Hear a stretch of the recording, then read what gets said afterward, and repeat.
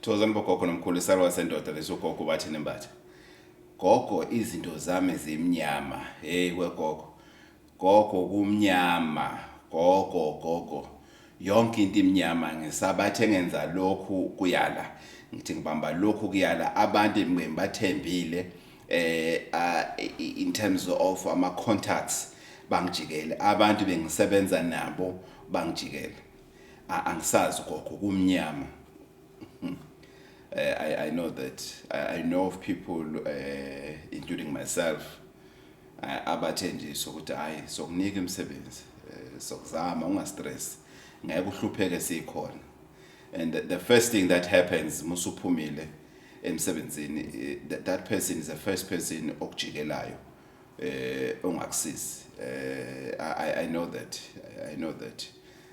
ufaka umuntu emsebenzini the next thing akujikele angakuphi ngisho isenti ngisho even one job angakunikeza.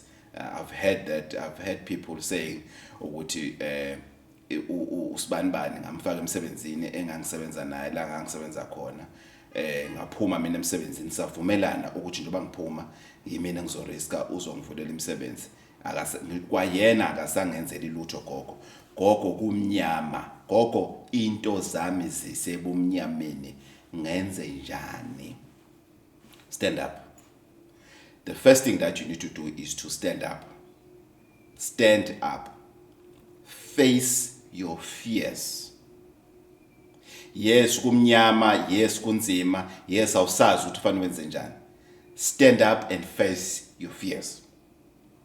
One thing eshaya singabantu ukuthi usebumnyameni izinto zakho zingakhanyi, into zakho zingenzeke ngendlela ofisa zenzeke ngayo, but still you are relaxing within ubumnyama lo.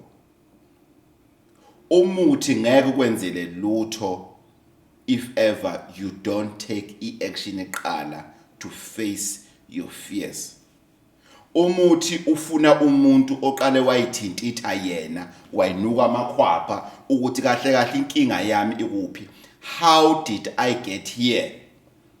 As soon as you identify ukuthi what went wrong, then umuthi will be ready to help you. Don't come with stories and say yazi gogo angazi kwenzakaleni kuvele kwashintsha nje izinto. No, there's nothing like that. There's nothing like that. I used to say that running away from issue calling angazi kwenzakaleni.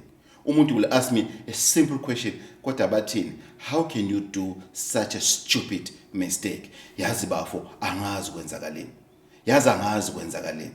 One of the guys that confronted me during my difficult times, emsebenzi and everything, it was the guy by the name of Johnny Onverwacht. Johnny sat down with me and said, "Mbatha awungitshele mfowethu, yini inkinga yakho kahle kahle? Kwenzakalani kodwa?" And I said exactly the same rubbish to him to say, "Hey bafo, angazi kwenzakalani." And he was willing to assist me instead of telling him ukuthi Mjonizer, the problem that I see mina ukuthi I'm running away from this thing because uJonas understand into zezinto. I'm running away from these things. That's where my problem is. I'm lying to the guy who helped me to go and search for my family eDandi. Sasathola ubaba umncane ngqo wakuboka baba eDandi. Then I'm lying to the same person. So I know what I'm talking about. And I didn't get help. And I was changing jobs. I was running from this job to this job, to this job, to this job. Because but now I know. That's why I give an example. So if ever uthi izinto zakho zimnyama, usebumnyameni, face your fears. Zinuke amakhwapha first. Then you will know ukuthi what went wrong. You might not know everything, but at least uzokwazi ubheka ukuthi no man, lo moya lo wasekhakoma ongenza ukuthi ngize kube nje, yilo moya lo wabangani ongenza ukuthi ngibe nje, yilo moya lona okungabi committed in emsebenzini, in my relationship, in my marriage, in what ongenze ukuthi ngicine ngiba nje. So it is very important ukuthi you start there. By the time you come to Sarwa Sendoda, you tell Sarwa Sendoda to say, Sarwa Sendoda, into engishaye unyawo ongezothi ngasakwazi ukuhamba into zami seyimile yile. Ungezi uzothi ngizohlola, I don't know ukuthi kwenzakalani. Mina ukuhlola kungichazi mina mawuzohlola ukuthi uzokhipha u200 uzohlola akungichazi lokho. Mina into ezongijabulisa ukuthi uthi uma uphuma esigodlweni ungaphethe ngisho umuthi kodwa uphume inhliziyo yakho uyise imhlophe ukuthi uthole umuntu o-neutral wakwazi ukumtshela ukuthi this is what went wrong bese ngutshena qala ukuthi this is what you should do moving forward. I'm not going to blame you. I'm not going to say why wakhipha isisu. I'm not going to say why wantshontsha emsebenzini. I'm not going to say why did you cheat. I'm not going to say why wamshaya wamphamisela isandla in because uzolungisa impilo yakho. I'm not going to judge you. We are going to take it from there moving forward. By the time sifika ku-issue yomuthi, we done. 51% of the work is done. Umuthi usebenzisa kayi-1 ukunika ama-results. Usebenzisa kwesibili ukunika ama-actions. Ubone na ukuthi izinto ziyenzeka. Uzothola i-call kumama sekhaya athi sawubona uthi uziqinisa uthi yebo. Athi hayi bengibuza nje impilo ukuthi uright kodwa uthi hayi ngiright. Hayi ngiyabona nami ukuthi kukhona la ngibe namaphutha khona. Uyindoda usiyakwazi manje ukuzehlisa. Why? Because usususele yankungu athi senhlizweni yakho. Ususele yankungu athi sekhanda. Liyathi kwenza uphakama uthi wena windoda ngekwazi ukuzehlisa umuntu esifazane. Kanti ube wena obe nephutha. Bese umtshela hayi sengibona iphutha lami libe kuphi.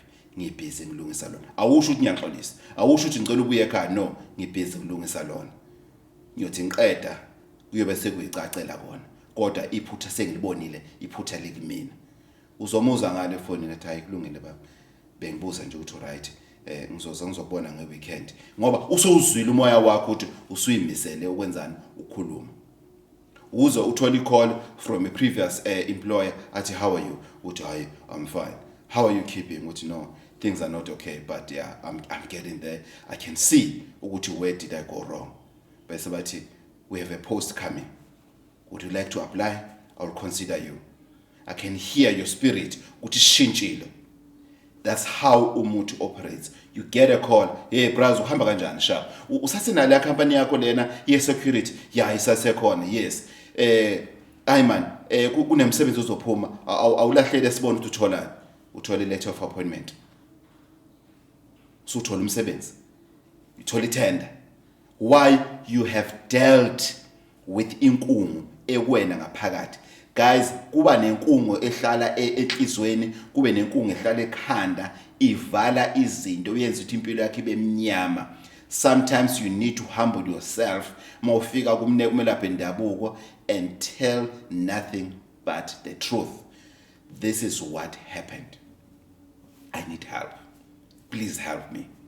Then kube mina osuggestayo ukuthi ngicela sihlole eqala bese ngikukhuthaza mhlambe mangikhona ngikutholayo bese ngithi hayi awuzenzanga wena unesibopho wena unamathunzi amnyama wena lento yayenziwa kanje then you say okay now I understand inkungu iyaphuma intuthi iyaphuma ekhanda. Then what you get, you smile, you happy